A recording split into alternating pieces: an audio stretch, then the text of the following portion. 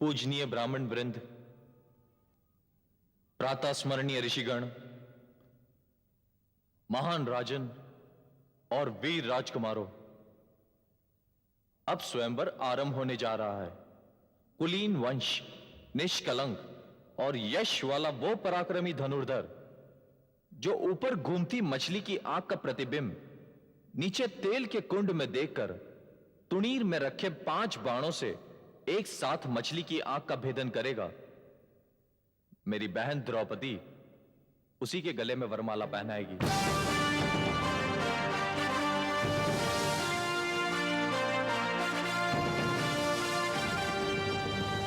यह पांचाल नरेश महाराज यज्ञसेन द्रुपद की प्रतिज्ञा है।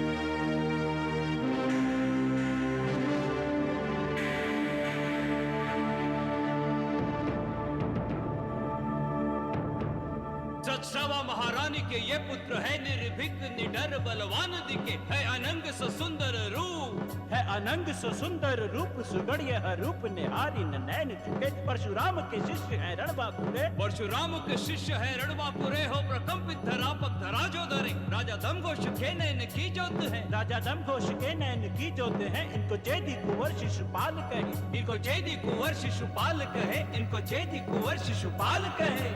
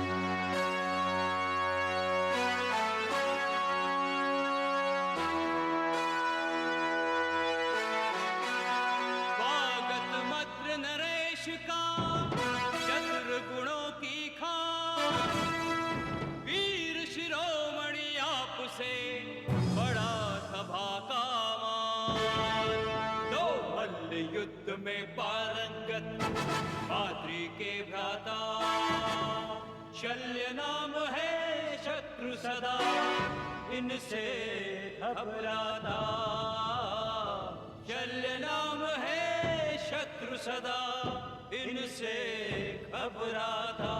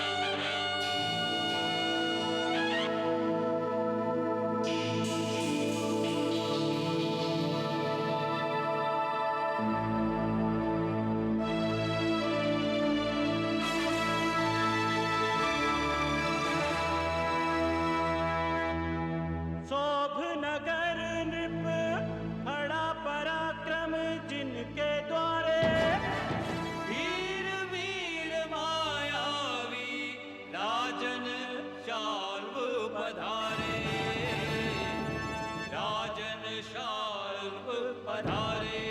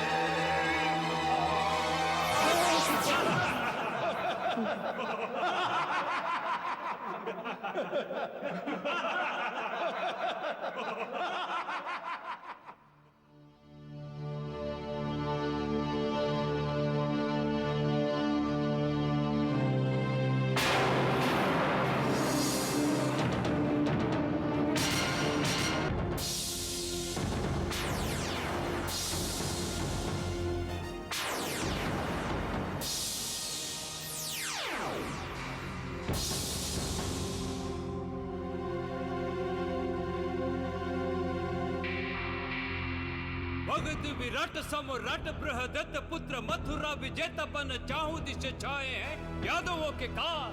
यादवों के काल बन अंधड़ कराल, जाने कितने ही शत्रु दल मार के गिराए हैं झुकत पहाड़। झुकत पहाड़ जब चलत दहाड़, पीछे हट जावे बाण, चक्रवर्ती जहां जाए हैं लेके आन बाण। लेके आन बान बन के अतिथि महान, इस गौरव सभा में नृप जरासंध आए हैं। गौरव सभा में नृप जरासंध आए हैं। गौरव सभा में नृप जरासंध आए हैं।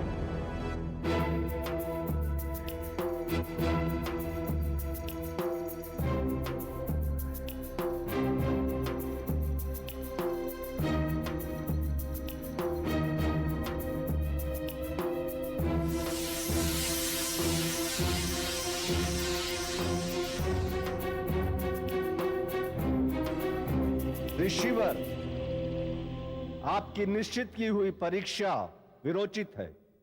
मगध सम्राट, क्या आप इस प्रतियोगिता में भाग लेना चाहते हैं?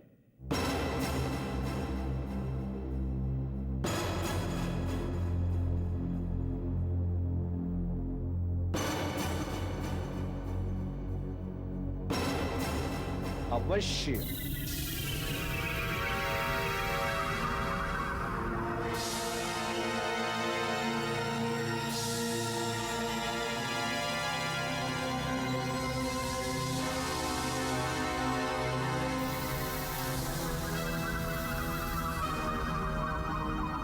अवश्य भाग लेता, यदि द्रौपदी मेरी आयु के अनुकूल होती।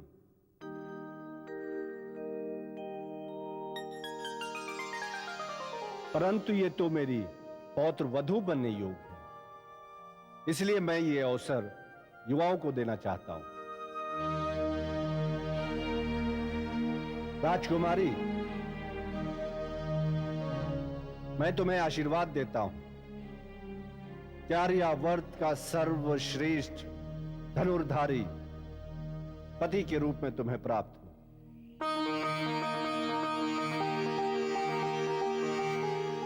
मेरे पौत्र ने यदि गदा युद्ध के समान धनुर्विद्या में भी प्रवीणता प्राप्त की होती तो मैं तुम्हें पौत्र वधू के रूप में प्राप्त करके धन्य हो जाता।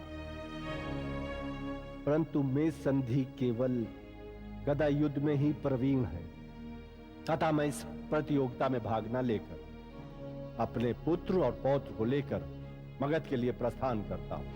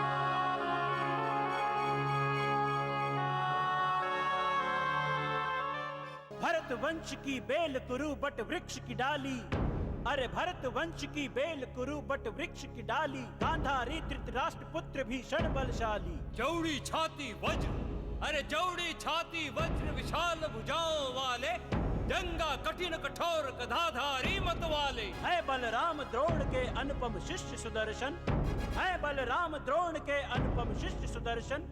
ये है राजकुमार हस्तिनापुर दुर्योधन, ये है राजकुमार हस्तिनापुर दुर्योधन।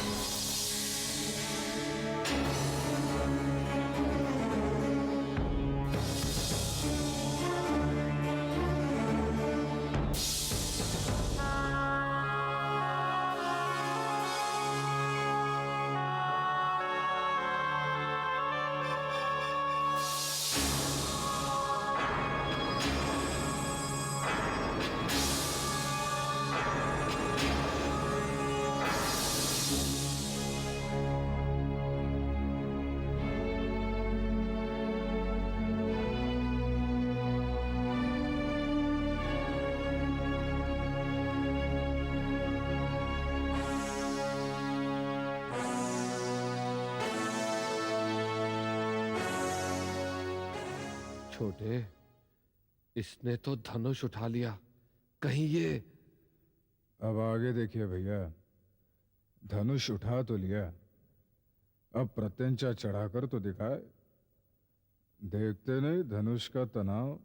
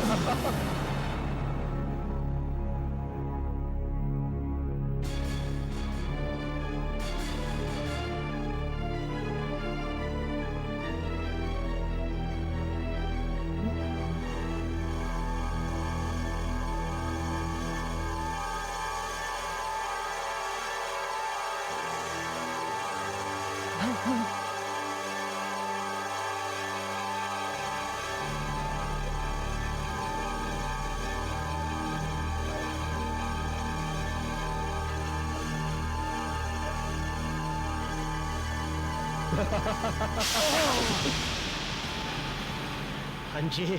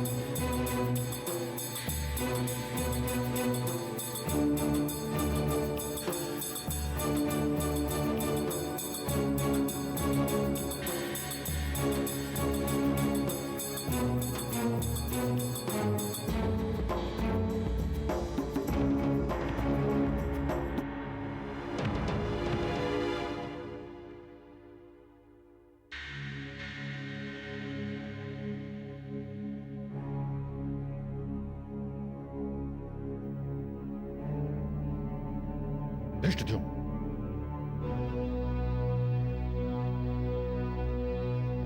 अंगराज कर्ण, स्वयंवर के नियम अनुसार प्रतियोगी का उत्तम कुल का होना आवश्यक है।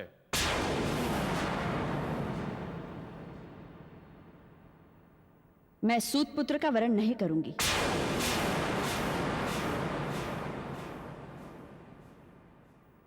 परंतु यह तो अन्याय है। प्रतियोगिता धनुर्विद्या की है, न कि जाति या कुलगोत्र की। क्या बात है वत्स, क्या समस्या है? समस्या आज की नहीं है, सहस्रों वर्ष पुरानी है ऋषि। इस समस्या का बीज महाराज मनु बो गए थे। यदि इस प्रतियोगिता में केवल कुलीन व्यक्ति ही सम्मिलित हो सकता था तो इसका उल्लेख निमंत्रण पत्र में होना चाहिए था, परंतु ऐसा नहीं था। इसलिए अंगराज कर्ण को इस प्रतियोगिता में भाग लेने के अधिकार से वंचित करना न केवल अन्यायपूर्ण है, बल्कि इनका अपमान है। यह सत्य है एकलव्य कि निमंत्रण पत्र में कुलीनता का कोई उल्लेख नहीं था, किंतु उसमें धनुर्विद्या की कसौटी का भी कोई उल्लेख नहीं था। परंतु सबने कसौटी को बिना संशय स्वीकार किया, फिर कुलीनता का प्रतिबंध क्यों नहीं स्वीकार किया जा सकता? आपका तर्क उसी शास्त्र का तर्क है जिसके अनुसार निम्न वर्ग के व्यक्ति को सेवा के अतिरिक्त कोई अधिकार प्राप्त नहीं है। एकलव्य, मैं तुमसे पूरी तरह से सहमत हूं, परंतु ये स्वयंवर है और स्वयंवर का अर्थ है स्वतंत्रता, और वो स्वतंत्रता द्रौपदी का अधिकार है। मैं किसी भी जाति को एक दूसरे से हीन नहीं मानता हूं, परंतु स्पर्धा केवल कुलीन जातियों के लिए हो या सभी जातियों के लिए खुली हो, इसका निर्णय न तुम ले सकते हो न मैं। यह अधिकार केवल पांचाल नरेश का है, जिसका उपयोग उन्होंने किया। यदि मान लो स्वयंवर में एक से अधिक विजेता हो, तो क्या द्रौपदी उन सभी से विवाह करने के लिए विवश हो जाएगी? कदापि नहीं। उनमें से भी वो जिसे चाहे चुन सकती है, और यदि कोई भी विजयी ना हो तब भी वो जिसे चाहे चुन सकती है। द्रौपदी के चुनाव को कोई चुनौती नहीं दे सकता है। यही स्वयंवर की परंपरा है। यदि द्रौपदी ने कहा कि वो सूत पुत्र का वर्ण नहीं करेगी, तो उसकी इच्छा का सम्मान करना वहां उपस्थित प्रत्येक व्यक्ति का कर्तव्य है। मेरी यह समझ में नहीं आ रहा कि द्रौपदी की ओर से प्रतिवाद करने का अधिकार वासुदेव कृष्ण को किसने दिया? यह अधिकार इन्हें मैंने दिया है चेदी नरेश। युवराज धृष्ट, तुमने। मैं इस प्रतियोगिता में भाग लेने योग्य नहीं हूं, यह मैं जानता हूं, परंतु मैं तो केवल यह सिद्ध करने के लिए आया था कि कुरु राजकुमारों का एक मित्र भी इस प्रतियोगिता में विजयी हो सकता है। मैं जानता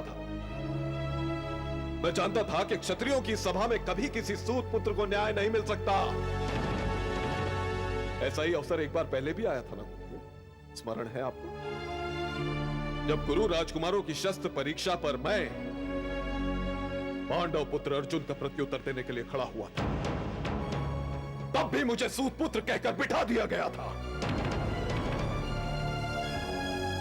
और तब वही मित्र दुर्योधन ने मेरा तिलक करके मुझे अंगदेश का राजा घोषित किया था। हाँ, मुझे आज भी भीम का कटाक्ष स्मरण है मुझे भीम का कटाक्ष।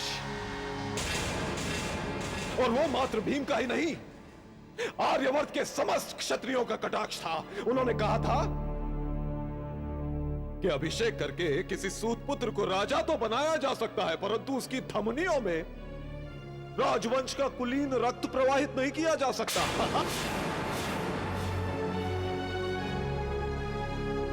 मित्रों, मैं आर्यवर्त का सर्वश्रेष्ठ धनुर्धर हूं,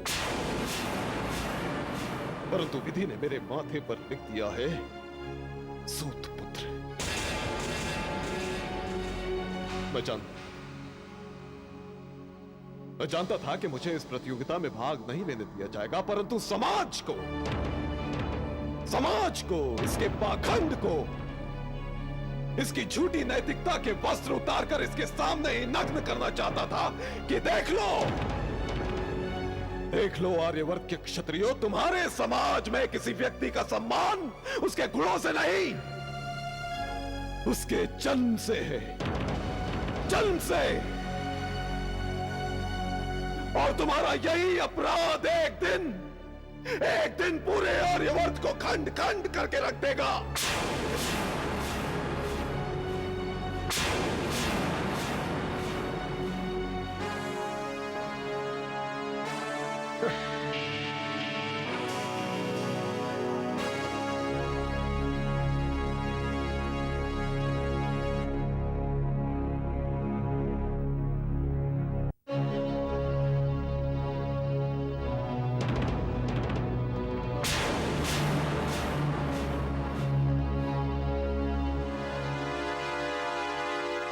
अश्वत्थामा,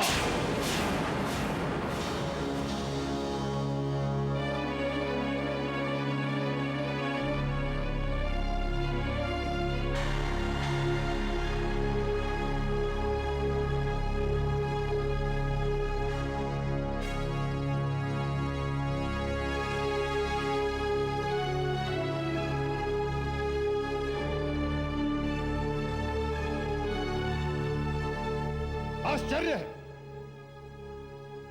आर्यावर्त के श्रेष्ठ से श्रेष्ठ धनुर्धर यहां उपस्थित, परंतु कोई भी सफल नहीं हो सका। क्या मेरी पुत्री अविवाहित रह जाएगी?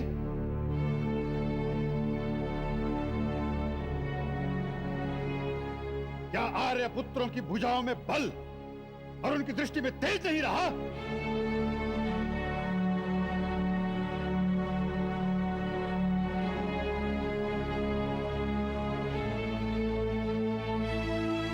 पिताश्री ने इस सभा से एक प्रश्न किया है, क्या आर्यव्रत की धरती वीरों से रिक्त हो गई है? वे उत्तर की प्रतीक्षा कर रहे हैं।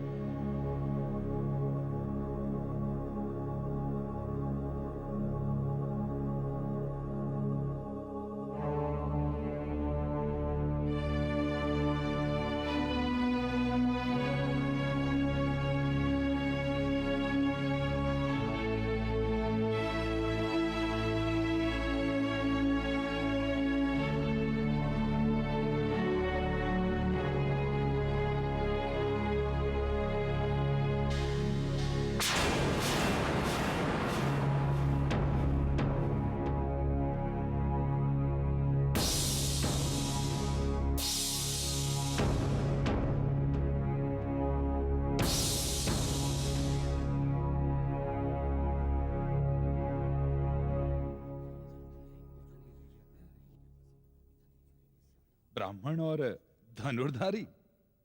क्यों? क्या मैं नहीं हूं धनुर्धारी? भगवान परशुराम नहीं थे धनुर्धारी? तुम भी तो शस्त्र धारण करते हो। शस्त्र धारण करना और बात है, सर्वश्रेष्ठ धनुर्धर की प्रतियोगिता में उतरना और बात है।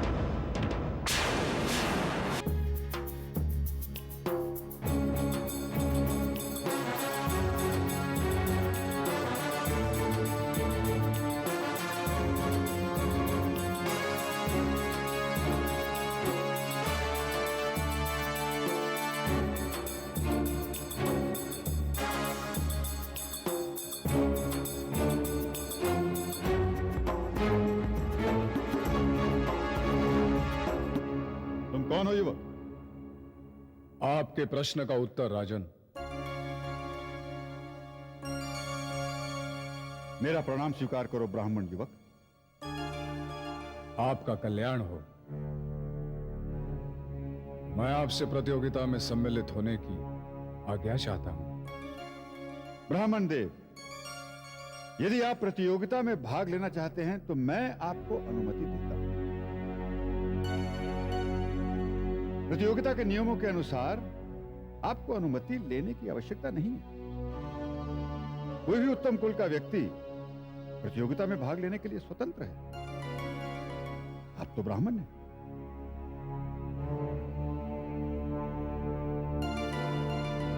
विजयी भव।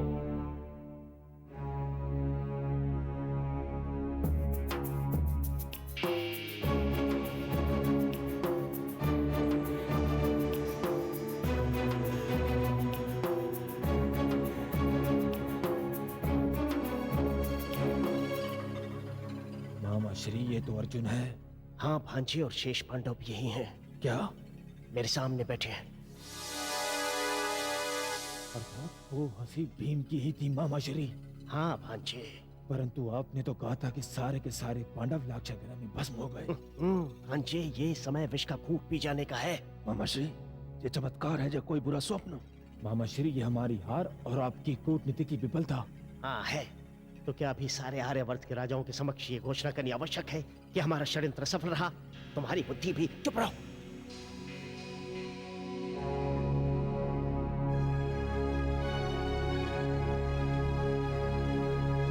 कन्हैया, ये ब्राह्मण युवक कौन है? चेहरे से तो कुछ परिचित सा लगता है। संभव है। जहां से ये युवक उठकर आया है, उसके बगल में जो बैठा है वो भी परिचित सा जान पड़ता है। परिचित सा क्यों? मुझे तो भीम जैसा दिखाई दे रहा है। भीम जैसा दिखाई नहीं दे रहा है दाऊ, भीम ही है। भीम? अर्थात ये अर्जुन है।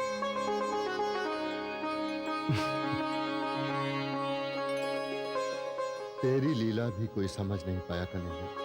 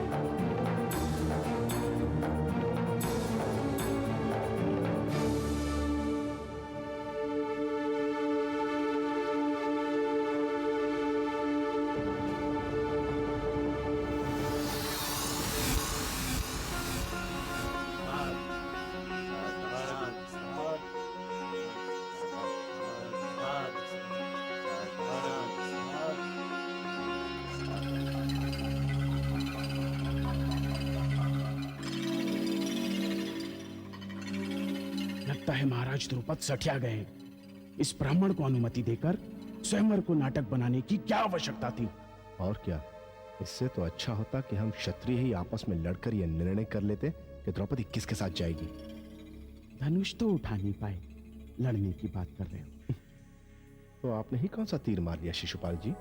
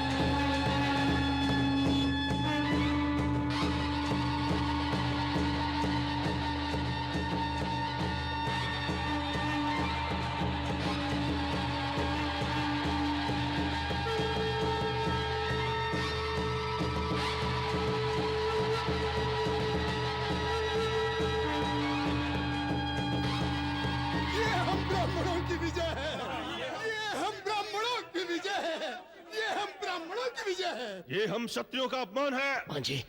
क्षत्रिय राजकुमारी किसी भिक्षुक ब्राह्मण को नहीं दी जा सकती। यह इस ध्रुपद की चाल है, पहले इसे ही समाप्त करना होगा।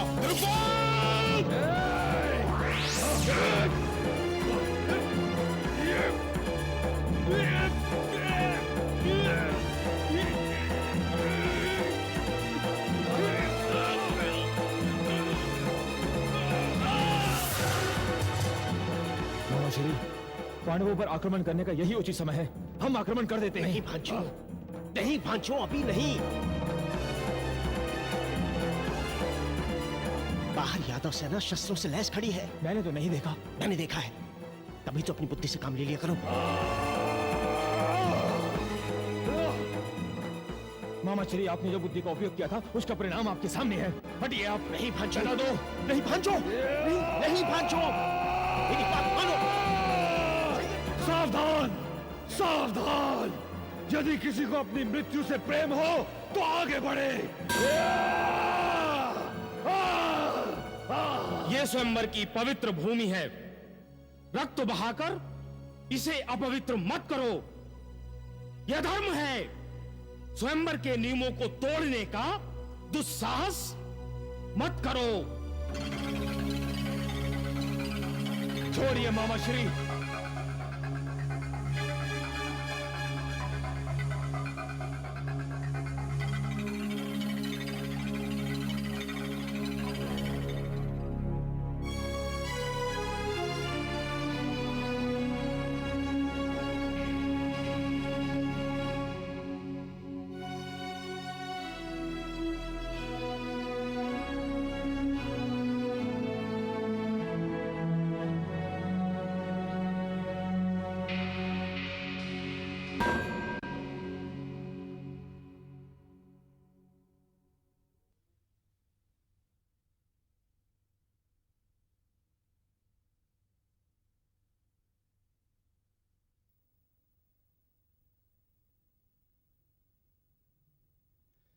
कृष्णा, वीर युवक को कब तक प्रतीक्षा करवाओगी?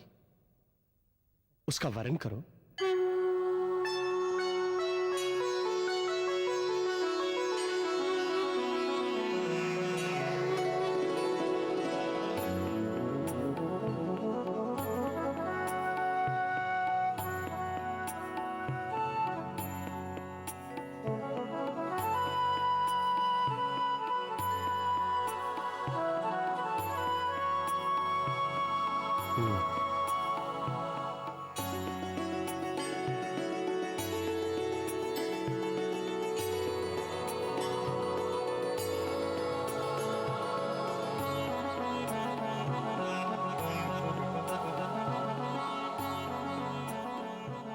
शुभमस्तु, कल्याणमस्तु।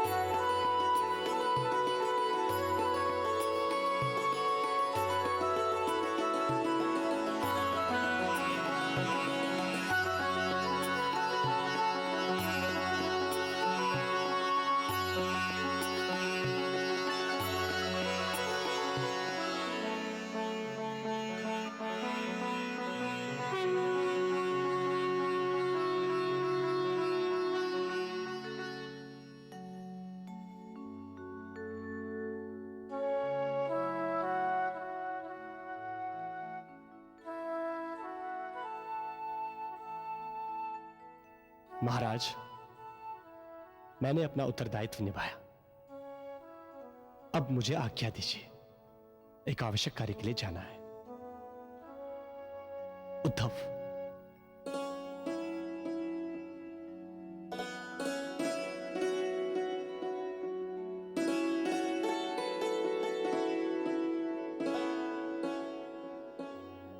अब आप मेरे संबंधी हो गए हैं, इसलिए मैं आपका परिचय जानने के लिए उत्सुक हूं। हम लोग भिक्षुक ब्राह्मण हैं। ये मेरे भाई हैं। हम हमारी माता के साथ कुम्हार के घर ठहरे हैं।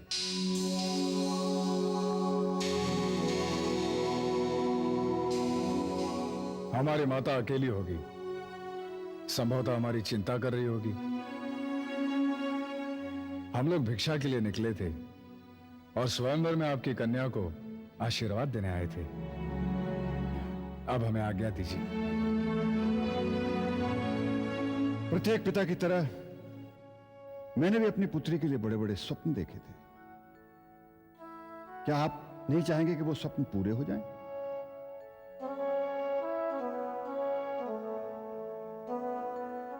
मैं आपको रोक तो नहीं सकता, परंतु क्या अच्छा ना हो कि एक कुम्हार के घर में असुविधा से रहने के स्थान पर आप मेरे राजप्रसाद में रहें?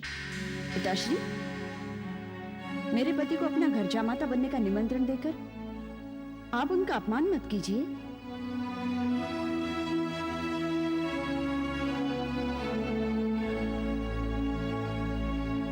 मेरा स्थान अब मेरे पति के घर में है। वो जहां भी है, जैसा भी है।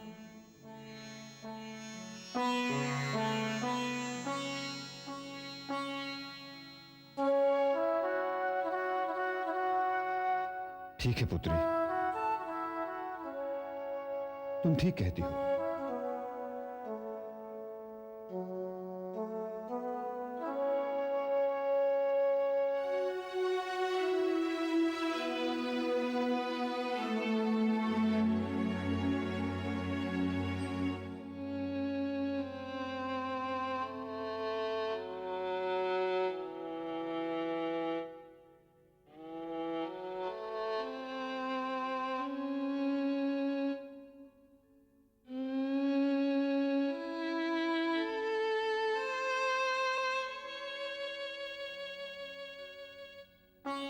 धृष्टद्युम्न,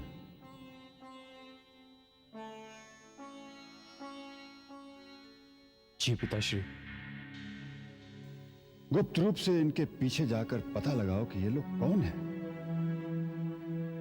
मुझे संदेह है कि ये साधारण ब्राह्मण नहीं। जो आ गया पिताश्री।